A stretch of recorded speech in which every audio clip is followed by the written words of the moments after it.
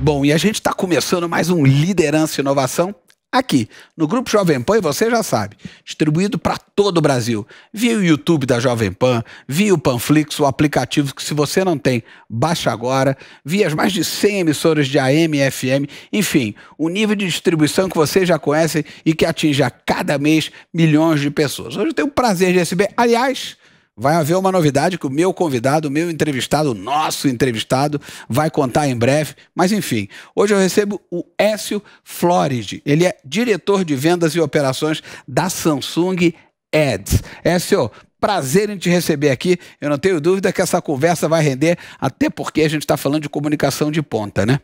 Eu que agradeço, Calainho, o convite, muito obrigado, muito honrado estar aqui, muito feliz. Que bom, que bom. Aliás, a gente se conhece de longa data, não vou contar não, que é para não denotar a idade, né? Melhor não. Mas aqui no programa a gente sempre gosta, eu sei que você sabe, mas enfim, a gente sempre gosta de conhecer um pouco da trajetória dos nossos convidados, enfim, porque no fundo, né, você já sabe, o Liderança e Inovação, Écio, tem também por propósito inspirar boas práticas, ideias inovadoras, disruptivas, etc. Então, queria que você contasse um pouquinho da sua trajetória. Eu sei que você é formado em economia pela USP, que você tem MBA em marketing, né, pela ESPM, gestão de negócios pela FGV, ou seja, você tem aí um portfólio preparatório importante, muito bem preparado, mas divide conosco lá de trás como é que o Écio chega à posição que hoje você tem de diretor de vendas e operações da Samsung Ads.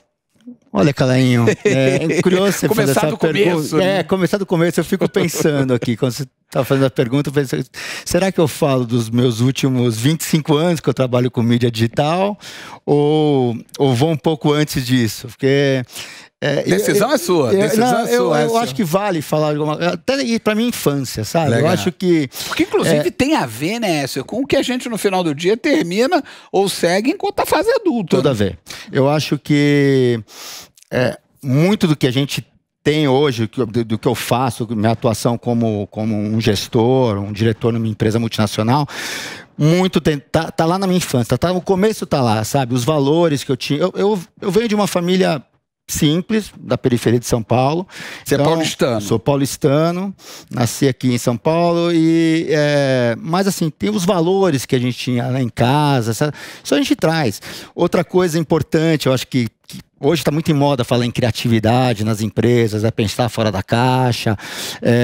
Poxa, eu brincava na rua ali, eu soltava pipa, andava de carrinho de rolimã, eu fazia os meus brinquedos, né? Então, isso tem a ver com criatividade, a gente traz isso hoje. Lá de alma, né? De alma, diversidade, quer dizer, hoje fala-se também muito em diversidade, né? A gente brincava na rua com menino, com menina, com branco, com preto, com japonês, e não era uma questão, né? Então isso... Fluido, né? Fluido. Tudo interiorizado. Isso tudo te moldou, né? Exatamente. Sem dúvida. Então, isso é importante. Que legal, que legal. E falando em trajetória, Calainho, eu não acho que eu tenho uma trajetória convencional, vamos chamar assim. Aquela coisa, você falou aí do meu currículo, né? Essa é a parte que todo mundo viu. Né? Mas, antes disso, eu acho que tem uma questão das coisas que foram acontecendo na nossa vida, que foi, quando eu falo não numa trajetória não convencional, é que eu tava, não é que eu planejei tudo o que aconteceu na minha carreira e estudei tudo para chegar aqui agora. As coisas foram acontecendo, porque tem na nossa vida, eu acho que assim, tem as questões objetivas, né? Assim, o que eu preciso? Uma questão objetivíssima eu preciso ganhar dinheiro, pagar minhas contas. Subsistência, né? Acabou. E as questões subjetivas. Não tangíveis, né? Então, o que eu quero para minha vida, como que eu quero, né? Atuar, como eu quero viver. Então essas coisas vão combinando. Então, por exemplo, quando eu falei, vou voltar lá atrás, né, na minha adolescência, eu fiz colégio técnico, eu sou técnico em eletrotécnica, né? É mesmo? Tá igual eu tenho uma sócia dos negócios que eu tenho, só fazer uma observação, é uma companhia que produz teatro musical, chama-se Aventura, e a gente tem teatros também. Sim. Chama Aniela Jordan, aqui eu mando aqui uma grande saudação. Bom, ela é estatística, é isso aí. Exato. Então, assim, eu sou técnico em eletrotécnica. Porque meu plano qual que era? Com 14 anos de idade, eu vou fazer um segundo grau técnico, termino o colégio, né? Eu falo, colégio é antiguíssimo. Não, mas é colégio ainda. Segundo grau, o segundo grau. Tenho uma profissão, vou trabalhar, vou ganhar dinheiro e vou fazer faculdade depois. Tal. Só que assim, nesse meio do caminho, eu percebi que... Fui até fazer faculdade de engenharia, fiz 3 meses de engenharia, eu percebi que não era aquilo. Então, serviu para eu saber que eu não queria aquilo para minha vida. Mas me trouxe várias experiências. Fui estudar economia depois, né? Eu estudei na USP, né? Uma faculdade super faculdade, difícil, aliás, né? Ótima. E aí percebi, mas eu também nunca trabalhei com economia, porque não era, não senti que aquilo era para mim. Mas nesse período de faculdade, eu senti eu comecei a experimentar, trabalhar um pouquinho com marketing, comunicação, e percebi que aquilo era o que eu queria fazer, né? E enfim, até porque você é um comunicador nato, né? Eu gosto. Combinar, né? eu acho que eu gosto disso. Legal. Então eu percebi que aquilo... E aí fui tentando direcionar minha carreira para esse mundo de marketing e comunicação. Mesmo tendo estudado eletrotécnica, mesmo tendo estudado economia. Depois eu fui estudar, né? Depois eu fui estudar marketing, fazer pós em gestão de negócios e tal. Então, eu acho que muito do que acontece na nossa vida, algumas coisas são planejadas. Outras não, outras não, e são escolhas que nós vamos fazendo conforme as coisas vão acontecendo. É o seguinte também, que há um lado, na minha visão, muito importante, que é a gente deixar com que a nossa verdade também, num certo sentido, nos lidere, né? Porque na medida que você fez economia e entendeu que aquilo não era a tua onda, não era a tua verdade, não é aqui que eu vou ficar. Exatamente. Né? Porque, afinal do dia, a nossa vida profissional consome, no bom sentido da palavra, não no ruim sentido, no bom sentido, boa parte da nossa existência, né? Então, é muito importante, eu sempre comento isso aqui, que a gente, aonde está, no nosso trabalho, na nossa trajetória profissional, deixe com que a nossa verdade aflore, né? Porque aí a gente vai ter muito mais prazer e muito mais resultado, porque dinheiro para mim é consequência. Você está coberto de razão, né? Eu acho que até tem um livro que eu gosto muito, chama Range. Você conhece? Então ele fala dessa coisa do generalista, né? Triunfando no mundo de especialistas. E é isso, porque... eu não estou dizendo que as pessoas têm que ficar pulando de profissão em profissão a cada 6 meses, porque também a melhor forma de não chegar a lugar nenhum é mudar de direção toda hora, né? Mas a questão é te dá o direito de experimentar, porque essas coisas, na verdade... Até para muitas vezes perceber a sua verdade em determinados lugares. Essas experiências vão te levar a outras coisas, vão te dar uma visão um pouco mais ampla do que... E aí ajuda na solução de problemas por analogia, tá? Então você vai trazendo essas coisas para a sua vida de hoje, né? Para minha vida profissional hoje eu uso muito isso, né? Agora, você teve um período de agência, né? Você foi Thompson, etc. Enfim, só dar uma resumida até você chegar à posição hoje de diretor da Samsung Ads. Bom, agora acho que eu posso falar dos últimos 25 anos. Né? Até aí a minha carreira não foi convencional, porque quando eu estava nesse período, eu acabei a faculdade, estava fazendo alguns trabalhos de comunicação e marketing, eu fiquei com vontade de morar fora. Eu tinha tido uma experiência já em Londres, fui lá estudar inglês e tal. Intercâmbio? Na verdade, não. Foi como eu te falei, né? Eu venho de uma família... Foi lá e se jogou. Me joguei, exatamente. Então, que certamente deve ter te dado muita experiência de vida. Cara, eu fui padeiro em Londres, fui garçom. Com certeza isso tem a ver com a tua experiência e te agradeceu. Então, assim, eu tenho muito orgulho dessa... Que legal. E, enfim, mas voltei pro Brasil, né? Terminei a faculdade. É curioso, né? Porque eu saio estou na faculdade para a faculdade, uma das melhores faculdades do Brasil. Foi super difícil entrar. Vou morar em Londres e vou fazer um trabalho simples. E por isso que eu respeito muito, né? Qualquer profissão. Né? Tem muito. E, bom, volto para o Brasil, termino a faculdade, começo alguns trabalhos de comunicação e marketing. E eu fico com essa vontade de querer morar fora novamente. E eu vou morar na Itália.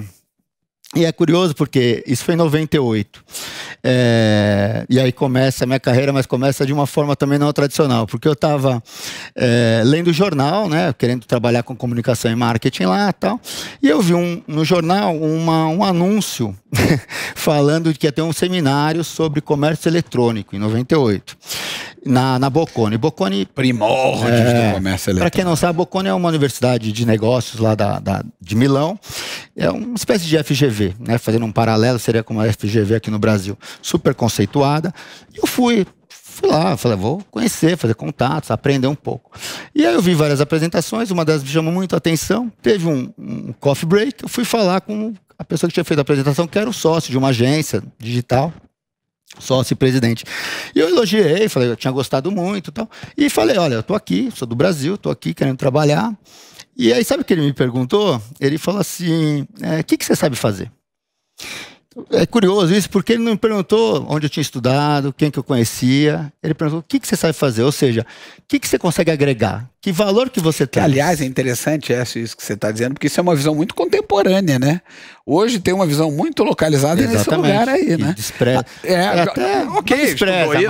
Estudou isso, estudou aquilo, mas de que forma você pode agregar essa companhia, né? Isso tem um imenso sentido hoje. Você vê que essa figura aí, sei lá, 24, 25 anos atrás, já tinha essa visionário. Então era um empreendedor. Enfim, fico lá 2 anos, volto pro Brasil, aí continuo minha carreira nesse mundo da mídia digital. Então hoje é assim. Quer dizer, a história do mundo digital no Brasil passa também por tua trajetória, né? Eu acho que aqueles precursores. Eu tenho um tijolinho ali nessa casa, claro, sabe? Eu acho que isso é muito legal. Então eu começo a trabalhar, volto para o Brasil e sempre trabalho com mídia digital. O que era a porta... Porque como não tinha formação em publicidade, né, eu entrei, vamos dizer, pela porta dos fundos da indústria da publicidade, né, que era a mídia digital, que ninguém dava atenção. Imagina. E aí, de repente... A gente comentou com o Tuti, inclusive, que a gente começou a jornada do Vírgula, né, que existe até hoje, o portal de cultura pop, foco em música, enfim, mas em 2000... Você falava em mídia digital, o negócio era rádio, era televisão, exatamente, era veículo impresso, revista, mídia digital, é isso aí. Então, e aí, de repente, essa porta dos fundos virou a porta lateral, que depois virou a porta principal. Que hoje é o arco absoluto. Exatamente. Então, eu trabalhei sempre com mídia digital, então trabalhei em agências tradicionais, como a Thompson, né, eu cuidava da conta da Ford nessa época, trabalhei na agência Clique, mega escola, né, uma das grandes precursoras do setor. Exatamente, aí eu tô falando do início dos anos 2000, e aí eu mudei de lado, aí eu fui trabalhar, deixo de comprar mídia e passo a vender mídia. Aí eu fui trabalhar no Yahoo, fiquei 5 anos trabalhando no Yahoo, saio do Yahoo e vou para a Globosat, que é uma empresa também, né, tradicional de televisão, e fui lá montar a área comercial das plataformas digitais. Na época do Pessegueiro, chegou a pegar o Alberto Pessegueiro. Grande Alberto Pessegueiro. Sensacional, amo ele, assim. Grande figura. Grande figura. Então, eu fico 6 anos na Globosat, saio da Globosat e fui trabalhar numa empresa de mídia programática, uma plataforma programática, uma empresa francesa que estava montando a operação no Brasil. E até chegar agora na Samsung, há 2 anos que eu estou liderando essa operação. Bom, então no final do dia você tem uma imensa trajetória, conhece tudo de mercado digital, comunicação, etc. Nesse lugar é a história do tijolinho que você comentava, ou seja, a parte da internet brasileira passa por você como ali um construtor. Eu, com muito orgulho, num certo sentido, também estou um pouco nesse lugar, mas enfim, o que eu queria te perguntar é em que medida, você conhece realmente muito do setor, mas em que medida, na sua opinião, claro, o mercado publicitário, os veículos se modificaram a partir dessa gigantesca transformação tecnológica dos últimos 22 anos?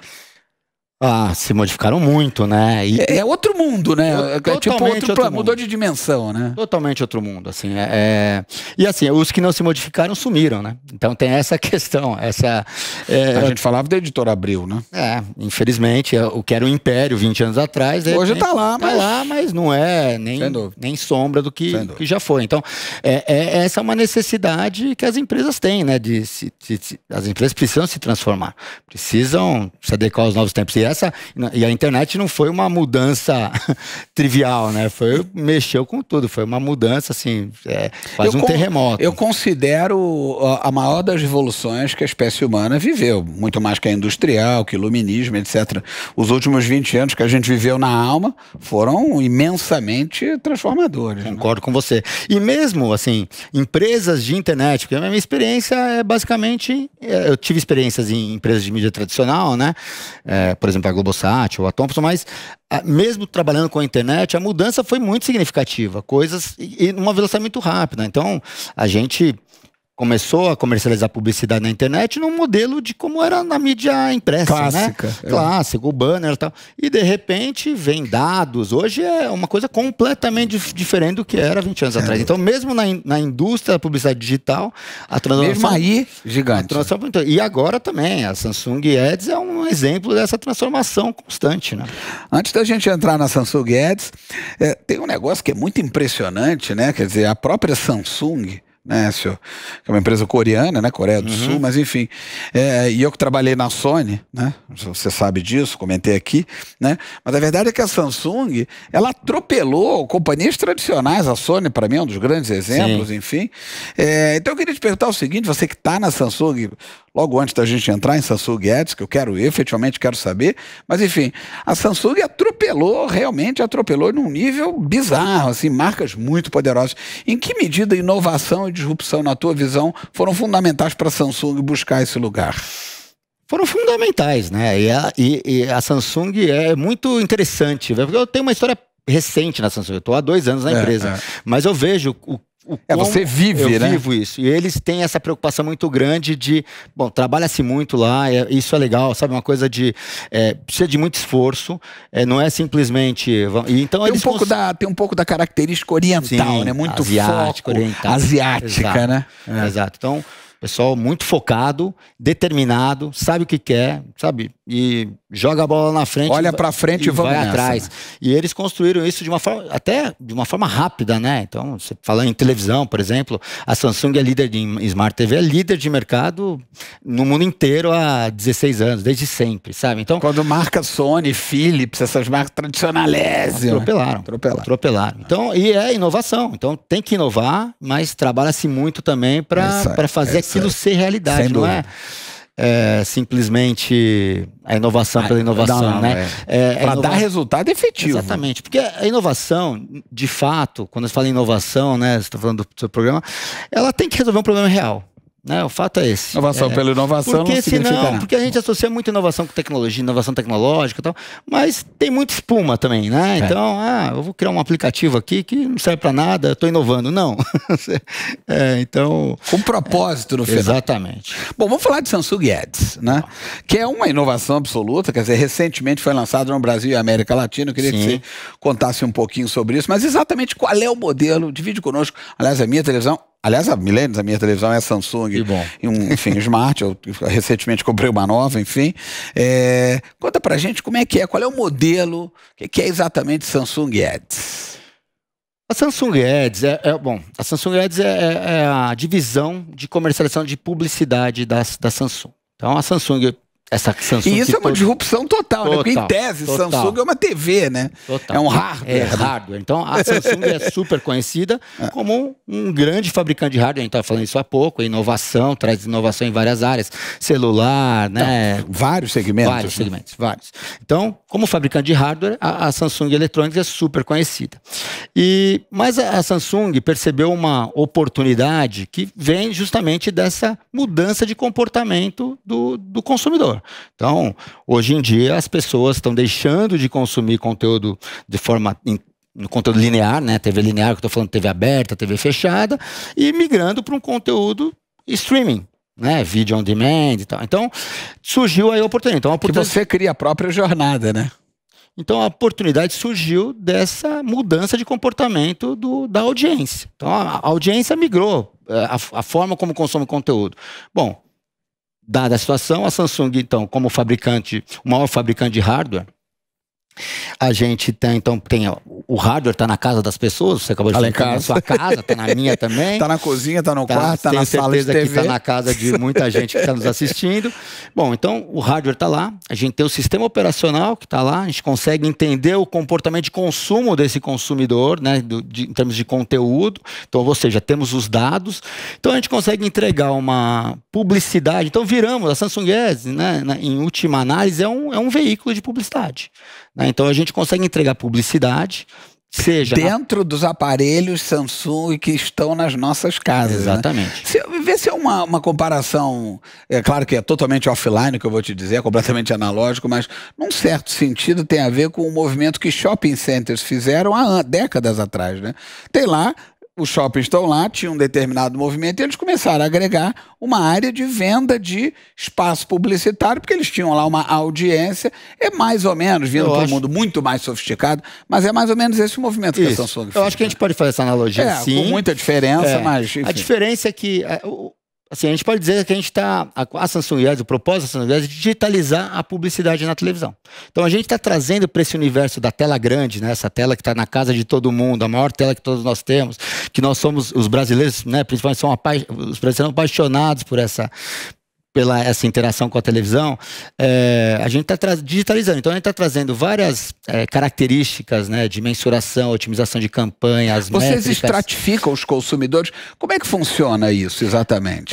A gente, bom, em termos de dados, a gente consegue entender, a gente faz uma segmentação baseada em consumo de conteúdo. Então é contextual. Ou seja, você conhece aquele indivíduo através daquilo que ele consome. O que é bárbaro, né? Exato. Do seu ponto de vista de estratificar quem interessa a um anunciante. Exatamente. Que é mais interessante, inclusive, do que uma segmentação demográfica. Porque, assim, eu tenho 52 anos, fiz 52 anos recentemente, mas eu tenho talvez um comportamento diferente de outras pessoas de 50 anos, nessa faixa etária. Essa e coisa talvez mais parecido com alguém que tenha 30. E vice-versa. E hoje, cada vez mais, esse tipo de perfil tá aí, né? Então, a gente usa esse contexto, né, baseado no consumo de conteúdo, para fazer as segmentações. Quer dizer, a gente consegue fazer segmentação dessa maneira, a gente consegue fazer segmentação também baseado no hardware, né? Então, tamanho de tela, resolução da tela, que tipo de conexão de internet chega naquela casa. Então, a gente faz essas combinações. E aí você conhece aquele consumidor. Exatamente.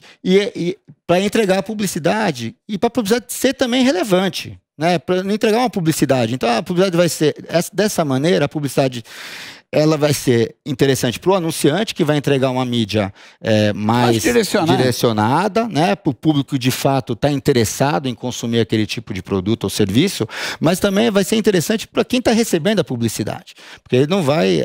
a palavra-chave é relevância, né? Então, essa...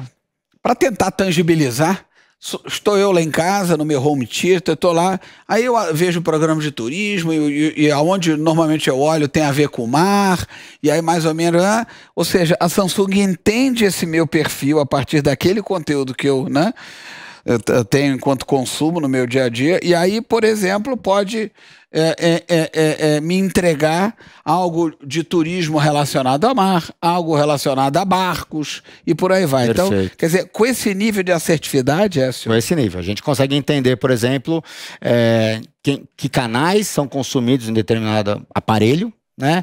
Quais programas são consumidos. Então, a gente virou, nesse sentido, a gente é um agregador de audiência. Então, eu consigo, por exemplo, fazer uma segmentação, todas as pessoas que consomem futebol ou que consomem determinado programa de culinária.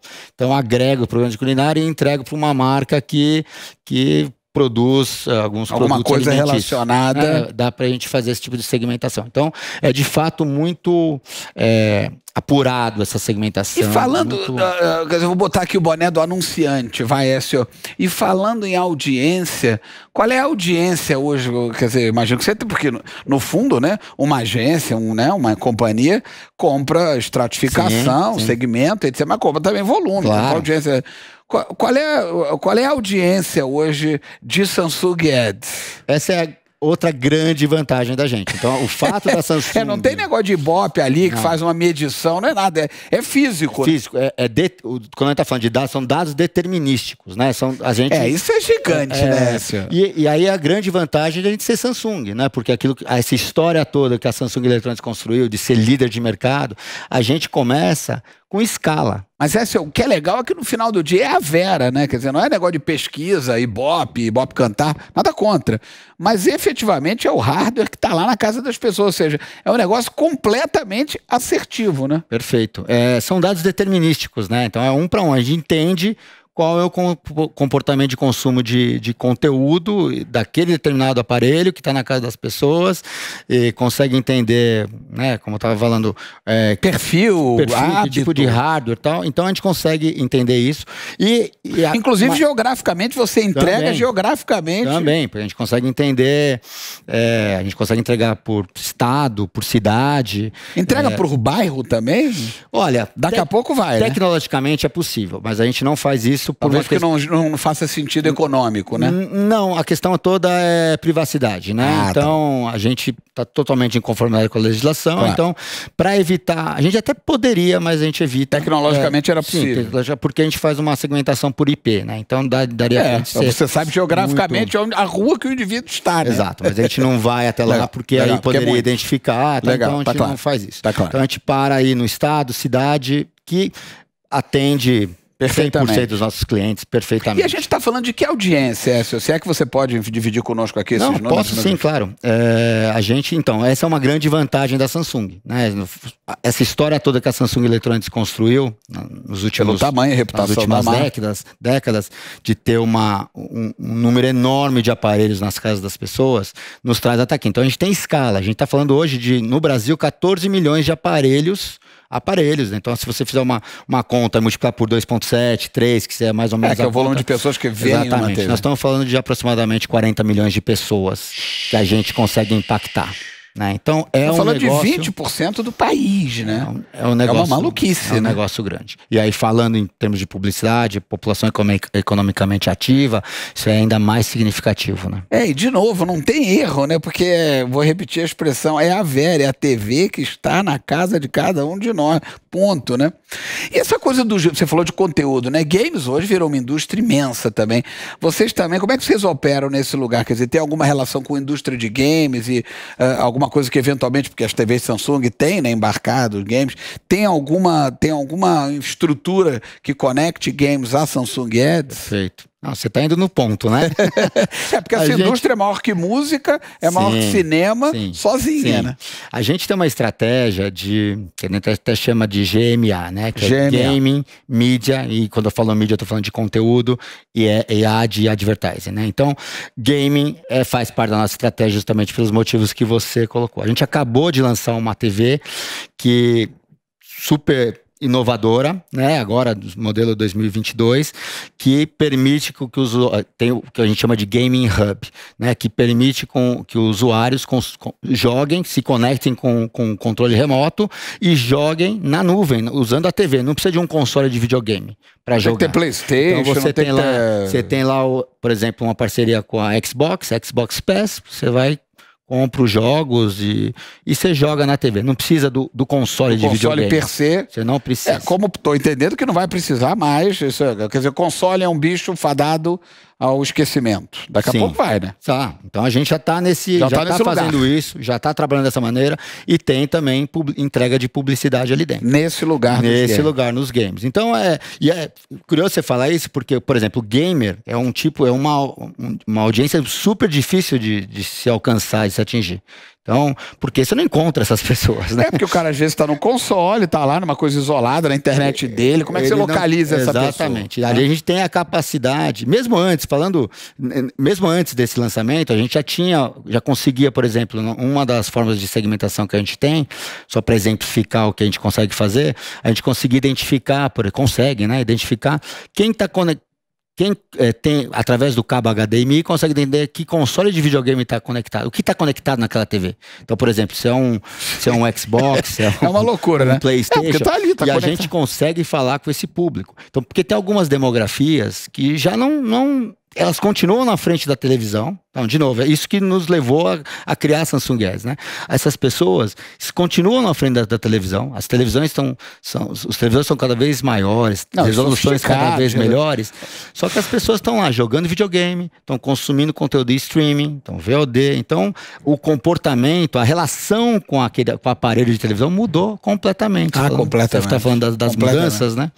Então, é daí que surgiu a oportunidade, né, de negócio para a Samsung. Algo no mundo, alguma companhia que esteja próxima da Samsung ou de Samsung Ads?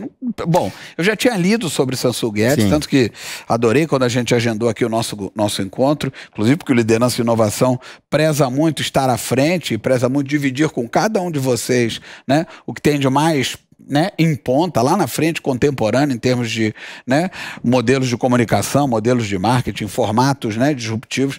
Há alguma companhia que esteja próxima de vocês nesse lugar? Não que eu saiba. Não porque a gente tem um posicionamento. Existem empresas que fazem parte do que a gente faz, né? Então concorrem com a gente alguns outros fabricantes ou empresas que... Mas não com a magnitude, provavelmente. Não, porque a gente abraça uma série de disciplinas desse universo de Connected TV. Então eu estava explicando que a gente tem uma entrega de publicidade nas plataformas das Smart TVs, né? Que eu estava explicando no Smart Hub. O Smart Hub é aquela barrinha... Aquela barrinha que está lá embaixo. Parece que aquilo, mal comparando, né? Você que vem do mundo da internet, dos portais, seria, mal comparando, a homepage de um portal. É a porta de entrada. É a barra do portal, né? É isso aí. Tem lá a marca e a barra. Aí você tem os canais. É, né? Ali que as pessoas vão tomar a decisão do que elas vão consumir naquele momento. Então você tem uma entrega de publicidade num lugar que é a home, né? Que é a home, que a pessoa está com a atenção toda dedicada naquele momento para aquela barra, porque ela está tomando uma decisão. Então porque não é só a quantidade de pessoas, é a atenção. É o momento em que você se conecta com aquele indivíduo. A gente está disputando a atenção, né, das pessoas. E essa é a coisa mais difícil hoje em dia de se conseguir a atenção das pessoas. E é muito louco, né? Olha que interessante que eu vou te comentar. Enfim, vamos ver o que você vai achar disso, mas é muito louco porque na linguagem clássica, por exemplo, de uma grande emissora de televisão, você tem a figura do break, né? Que inclusive o nome hoje em dia não faz nem muito sentido, né? Tô lá assistindo a um determinado conteúdo e vem o break. E a verdade é que você pega o controle remoto e muda. Acabou. E o break dança, né? Portanto, dança o anunciante. Aqui não, né? Nesse modelo Samsung, né? Nesse modelo não. É totalmente interativo, é totalmente orgânico, é totalmente ali fluido, né? Perfeito. Orgânico e fluido, isso é importante. A gente não acredita em publicidade invasiva. Não tem que ser invasiva. Por isso que a gente falou antes da segmentação, tem que ter relevância. E ali, depois que a pessoa se interessou por aquilo, ela pode tomar a decisão de, com o controle remoto, ir lá e clicar, expandir, ver o comercial de 30 segundos, 1 minuto, ou cair num hot site apropriado para esse universo das Smart TVs. Esse é um mundo novo da publicidade que a gente está se apropriando, construindo e se apropriando. Um novo segmento, né? Sem dúvida. Esse é um dos produtos. Senhor, a verdade é que o Brasil, né, eu que, enfim, tenho investimentos no campo da economia criativa, a verdade é que o Brasil, eu sempre digo isso aqui, você que me acompanha sabe disso, né? O Brasil é um dos grandes produtores de conteúdo em muitas áreas, né? Na música, no teatro, na literatura, no cinema, enfim, muitas áreas. Qual é a estratégia, pelo que eu estou entendendo, imagino que haja, enfim, mas qual é a estratégia de Samsung e Edison no sentido de se conectar com produtores de conteúdo? E aí eu vou te pedir para contar uma novidade que você me falou aqui antes do início do programa, mas vou dar o spoiler aqui. Tá certo. Eu não, dê você o spoiler, conta aqui sobre isso. Primeiro a conexão, né? Como é que é esse pensamento de Samsung Ads se conectando com produtores de conteúdo e dar o spoiler sobre enfim, isso que a gente comentou aqui. Aquilo que eu estava te explicando antes tem a ver com a plataforma das Smart TVs, tá? E a gente tem também, surfando essa onda da mudança de comportamento de audiência em termos de consumo de conteúdo, a gente criou um produto chamado Samsung TV Plus, tá? Então, que é um serviço de streaming gratuito, né, para quem tem televisor Samsung. Então, não precisa assinar nada, não precisa se cadastrar, não precisa fazer nada. Tá lá, ligou a TV, conectou na internet, tá disponível. É como se fosse uma programadora de TV paga, sem ser paga, né? Com as vantagens. Então tem uma entrega de conteúdo lá. Então a gente tem parceria com os produtores de conteúdo. Então a gente tem esse serviço no Brasil há cerca de 1 ano e meio. Pra você ter uma ideia, nos Estados Unidos tem hoje mais de 200 canais. No Brasil a gente tem 55 canais, tá? Então a novidade é que em breve vocês estarão com a gente também. Então, Grupo Jovem Pan. Jovem Pan News vai estar com a gente lá também. Grande notícia. Então, muito legal. Então, é isso que a gente está fazendo. A gente está fazendo parceiros de conteúdo. A gente tem conteúdos de tudo quanto é tipo. Tem esportes, tem filmes, tem conteúdo infantil, conteúdo jornalístico, de finanças. Então, de fato, como se fosse uma grande programadora de TV paga, conteúdo de ótima qualidade, entrega ali. A ideia não é concorrer com os... Pelo contrário, é complementar. Complementar. Não é concorrer com os fabricantes com os aplicativos de assinatura, né? Tem vários aplicativos de assinatura, mas é algo complementar, para entregar algo que as pessoas não vão ter 5, 6, 7 aplicativos pagos, né? Então o bolso é finito, então as pessoas têm uma opção de consumir um conteúdo de qualidade, na tela grande, né? Isso do ponto de vista do anunciante, com relevância na hora que ele se conecta, né? E ele é com o público exatamente, que o interessa. Exatamente. Então essa é uma outra entrega de publicidade que a gente faz em vídeo, na tela grande, pro consumidor que está ali consumindo. Sem dúvida.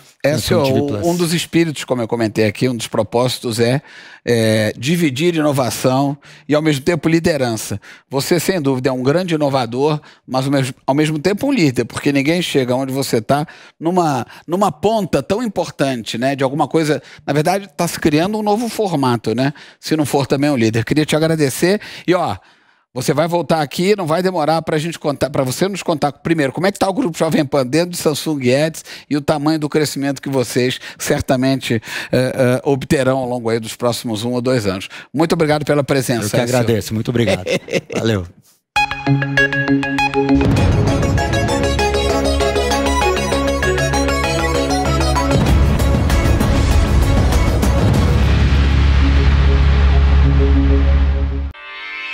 Realização Jovem Pan News.